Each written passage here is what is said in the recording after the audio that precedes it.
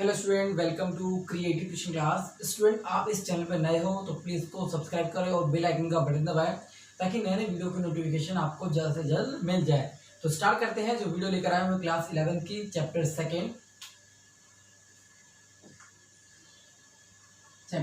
जो है आपका वो है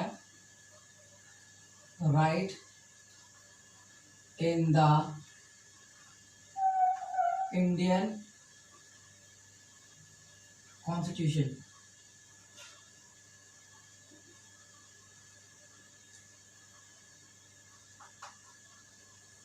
right in the Indian constitution, भारतीय संविधान में अधिकार। कि भारतीय संविधान जो है उसमें क्या क्या अधिकार दिए गए हैं उसके बारे में ये चैप्टर दिया गया है। तो मैं जो भी बताऊंगा आपको पॉइंट टू पॉइंट आंसर के थ्रू बताऊंगा और बहुत शॉर्ट तरीके से बताऊंगा ताकि जल्दी से जल्दी आपको क्लियर हो जाए। और सबसे मेन है कि इसमें सबसे मेन जो बताया गया वो है मौलिक अधिकार।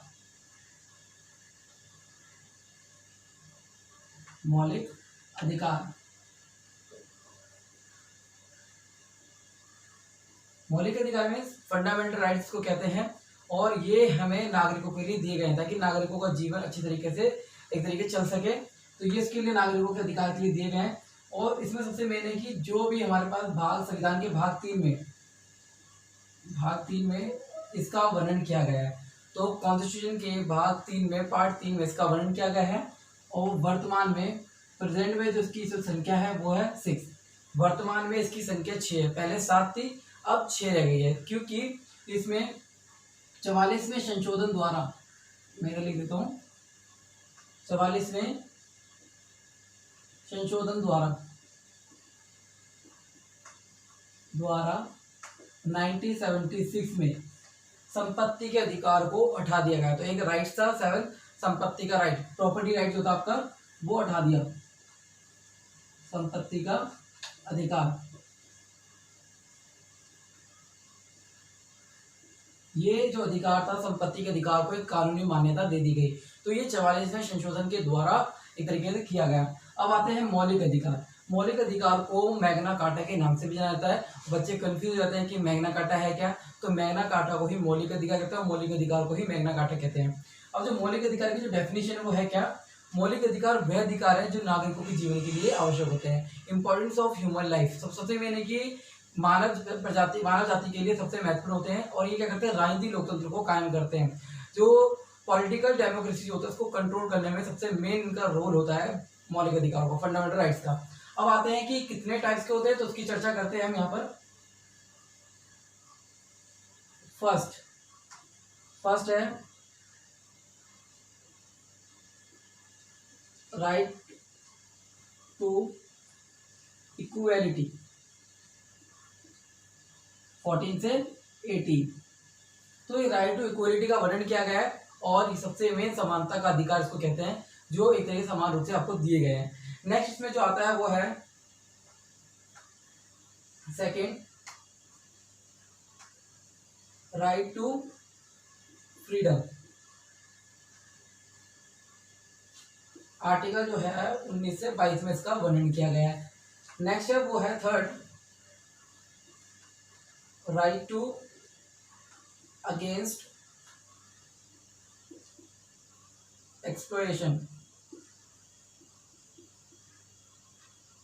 आर्टिकल 23 से 24 में इसका वर्णन किया गया है। फोर्थ जो है आपका वो है राइट टू रिलीजियस फ्रीडम जो है। नेक्स्ट फिफ्थ, राइट टू संस्कृति एंड एजुकेशन। ये जो आपका रिलीजियस जो आर्टिकल है वो 25 से 28 और ये 29 से 30। नेक्स्ट जो लास्ट है वो है 6 आपका, राइट टू कॉन्स्टिट्यूशनल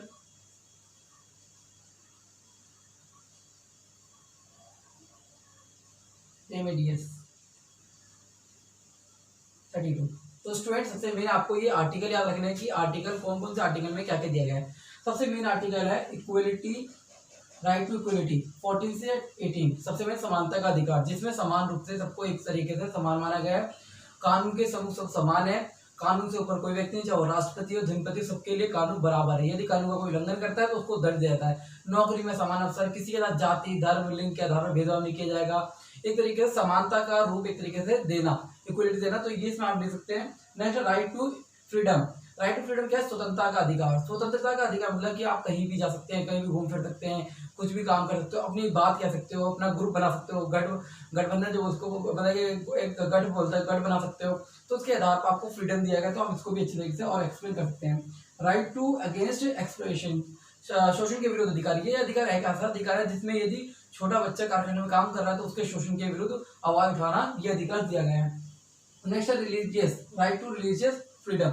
आर्टिकल 25 से लेके 28 में, अब जैसे मैंने अगेंस्ट का बताया तो वो आर्टिकल जो है 23 से लेकर 24 में कवर किया। नेक्स्ट जो आपको बताया मैंने राइट टू रिलीजियस 25 से 28, तो आर्टिकल भी पूछे जाते हैं कभी कभी एग्जाम में बनवा के, तो आपको आर्टिकल भी याद रखना है। तो मैं आपको बता रहा था रिलीजियस 25 से 28। रिलीजियस का जो राइट्स है एक तरीके से वो है कि धर्म के आधार पर आप रिलीजियस के आधार पर टैक्स दे सकते हैं, कोई भी प्रोग्राम या आयोजन कर सकते हैं और किसी भी धर्म को या रिलीजियस को अपना सकते हैं, ये आपके पास राइट्स है। नेक्स्ट राइट टू संस्कृति, आर्टिकल जो इसका 29 से 30 में वर्णन किया गया है। संस्कृति और एजुकेशन मतलब कि आपको संस्कृति और एजुकेशन के राइट दिया गया है कि आप एजुकेशन प्राप्त कर सकते हैं, है ना, और एक तरीके निःशुल्क शिक्षा दी गई 14 वर्ष के बच्चों के लिए, और आप कहीं भी जाके शिक्षा ग्रहण कर सकते हैं, किसी भी कल्चर को अपना सकते हैं, संस्कृति को अपना सकते हैं, ये आपके पास राइट्स है। Next right to constitutional remedies, ये है संवैधानिक उपचारों का अधिकार, जिसका वर्णन आर्टिकल 32 में किया गया है। संवैधानिक उपचारों का अधिकार वह अधिकार होता है यदि किसी कोई आपके राइट्स को छीन रहा है तो उसके खिलाफ आप आवाज उठा सकते हो और कोर्ट जा सकते हो, तो ये राइट्स दिए गए हैं। सबसे पहले संवैधानिक उपचारों का जो अधिकार है वो 4-5 अध्यादेश जारी करता है। वो अध्यादेश क्या है वो आपको बताऊंगा मैं। तो हमारा फर्स्ट अध्यादेश है बंदी प्रशिक्षण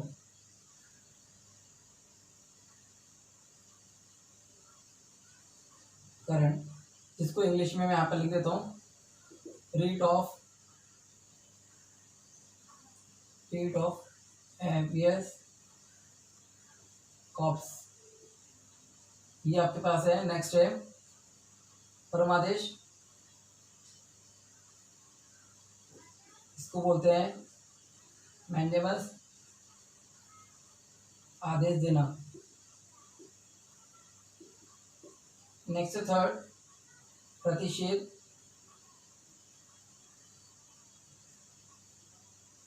मना करना, सॉरी इंग्लिश में लिखता हूँ पहले मैं आपके लिए, rate of prohibition,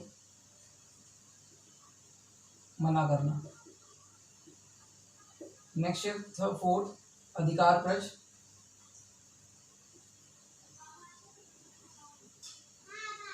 rate of warrant या वारंट यूज कर सकते हैं। फिफ्थ है आपका उत्प्रेक्षण, रेट टू एरिया, सूचना देना। तो स्टूडेंट ये आदेश जारी करता है कौन? संवैधानिक उपचारों का अधिकार।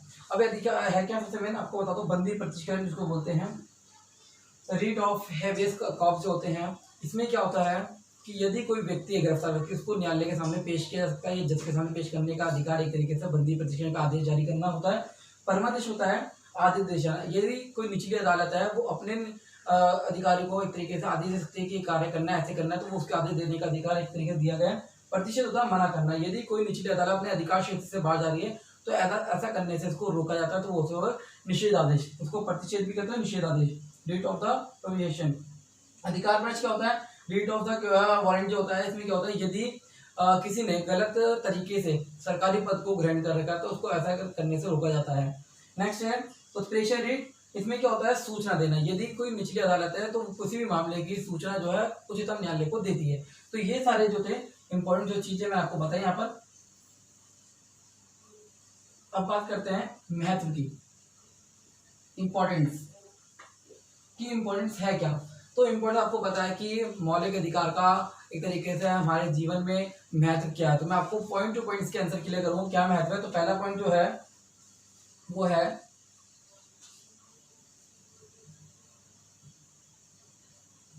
यह है नागरिकों के लिए के विकास के लिए।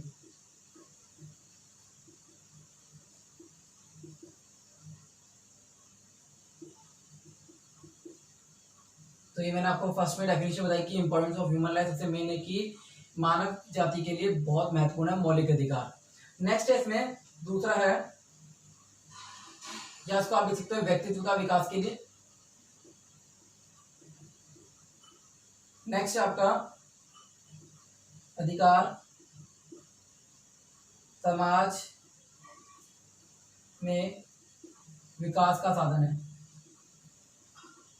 साधन मतलब क्या है, जो राइट से उसको रिसोर्सेज माना गया है किसके लिए, डेवलप के लिए, विकास के लिए। समाज सोसाइटी जो इसके जो भी विकास है उसका कैसे होना है तो उसके लिए क्या है, साधन माना गया, रिसोर्सेज।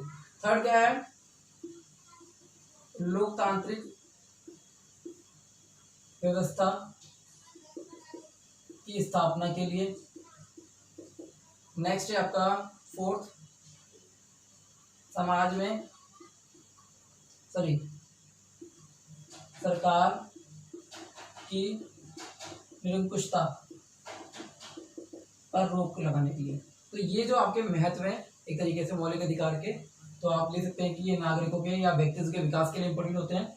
और अधिकार समाज में विकास का साधन माना गया, जो भी सोसाइटी है उसमें डेवलप का एक तरीके रिसोर्स माना गया इसको। लोकतांत्रिक व्यवस्था को, जो डेमोक्रेसी जो व्यवस्था है, मैनेजमेंट जो है उसकी स्थापना की स्टेट वाइज के लिए। और फिर फोर्थ है सरकार की निरंकुशता, जो भी सरकार गवर्नमेंट चल रही है उसकी निरंकुशता को कंट्रोल करने के लिए सबसे महत्वपूर्ण होते हैं। अब आते हैं मौलिक अधिकार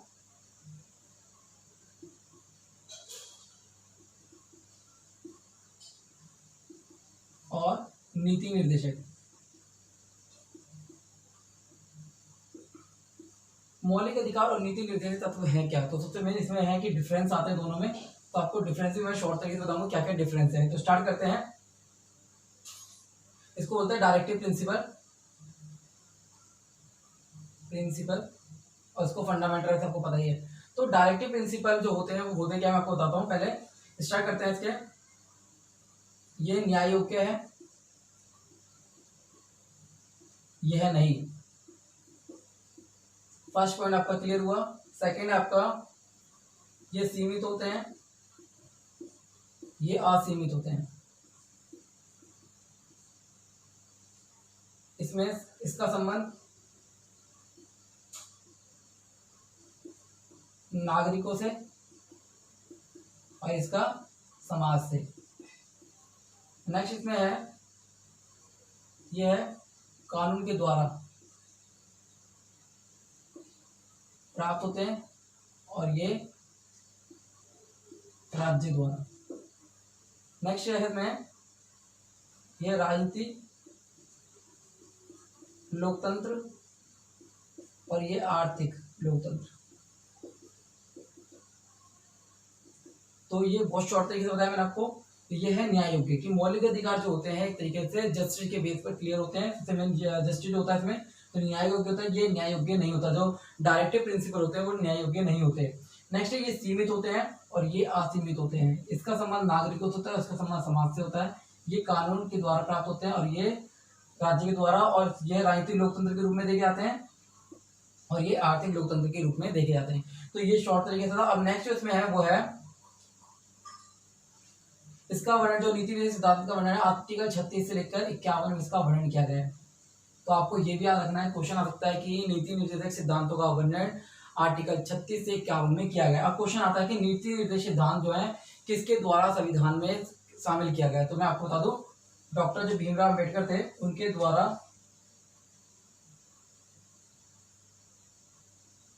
भीमराव अम्बेडकर के द्वारा, तो ये सुझाव दिए गए थे भीमराव अम्बेडकर के द्वारा, जिसके द्वारा शामिल किया गया है इस तरीके से नीति निर्देशक सिद्धांतों को संविधान में। वो भी 1928 में आप लिख सकते हैं कि 1928 में भीमराव अम्बेडकर के सुझावों के द्वारा ही नीति निर्देशक सिद्धांतों को शामिल किया गया। अब आते हैं कर्तव्य के ऊपर कि हमारे कर्तव्य हैं क्या। तो कर्तव्य जो है, जैसे कि हमें अपने देश की नेशनल फ्लैग है, जो नेशनल सॉन्ग है, उसका सम्मान करना चाहिए और संपत्ति और संप्रभुता को बनाए रखना चाहिए। तो ये हमारे दो कर्तव्य मैंने आपको बताए तो ये एग्जाम में आ सकते हैं। नेक्स्ट जो है वो मैं आपको बताता हूँ क्वेश्चन जो है, what is the directive principle, state policy जो होती है वो है क्या, उसके ऊपर क्वेश्चन आ सकता है। तो मैंने आपको विशेषता ही बता दी, एक तरीके की विशेषता भी हो गई, और होता क्या किसके द्वारा पास होते हैं वो भी होता है। यदि क्वेश्चन आ जाता है कि डायरेक्टिव प्रिंसिपल है क्या, तो आप लिख सकते हो कि 36 से लेकर 51 में इसका वर्णन किया गया संविधान में, और 1928 में भीमराव अम्बेडकर के सुझावों के द्वारा संविधान में शामिल किया गया, ऐड किया गया। नेक्स्ट फिर उसकी विशेषता आप इसमें ऐड कर सकते हैं। तो ये एक तरीके से शॉर्ट तरीके से समझाने का तरीका था। नेक्स्ट में जो मैंने बताया आपको वो है जो हमारे नीति सिद्धांत होता है वो गांधीवादी, उदारवादी और समाजवादी। तो ये आपको तीन रखना है। जो भी हमारे जो नीति सिद्धांत है वो तीन चीजों पर आधारित होते हैं, गांधीवादी, उदारवादी, समाजवादी। गांधी मतलब गांधी प्रिंसिपल, उदारवादी लिबरल, लिबरल जो एक तरीके से प्रिंसिपल होते हैं उसके बेस पर, और समाजवादी मतलब सोशलिस्ट जो प्रिंसिपल होते हैं उसके बेस पर क्लियर होते हैं। तो इसमें सबसे मेन ये चीज है कि क्या क्या किसके रूप में क्लियर होते हैं। तो स्टूडेंट मैंने बताया इसमें कि मौलिक अधिकार होते क्या है, पार्ट भाग में 6, मतलब कि जो प्रेजेंट में 6 है, भाग 3 में इसका वर्णन किया गया है। और सबसे मेन एक क्वेश्चन आपको रखना है, मैग्ना कार्टा के नाम से भी जाना जाता है, इसको इंपॉर्टेंट क्वेश्चन है। और जो जितने भी मैंने मौलिक अधिकार के बारे में बताया इनके आर्टिकल भी एक तरीके से एसएससी के जो एग्जाम होते हैं, यूपीएससी के एग्जाम होते हैं, उनमें भी पूछे जाते हैं। तो आपको ये हमेशा के लिए याद रखना है कि मौलिक अधिकार होते क्या है, उनमें कौन कौन सा राइट है और किस आर्टिकल में किस चीज का वर्णन किया गया है, नीति के सिद्धांतों को कौन सा आर्टिकल में वर्णन किया गया, मौलिक अधिकार को किस नाम से जाना जाता है, और संपत्ति के अधिकार को किस अधिकार के एक तरीका हटा दिया गया है, कौन से संशोधन के द्वारा। तो वो भी आपको याद रखना है। तो स्टूडेंट जो वीडियो लेकर आया था बहुत शॉर्ट वीडियो लेकर आया था, उम्मीद करता हूँ कि वीडियो अच्छी लगेगी। ये और प्लीज को कमेंट में लिखकर जरूर बताएं। यदि कोई भी और क्वेश्चन है आपका वो भी कमेंट में आप लिख सकते हैं। Thank you.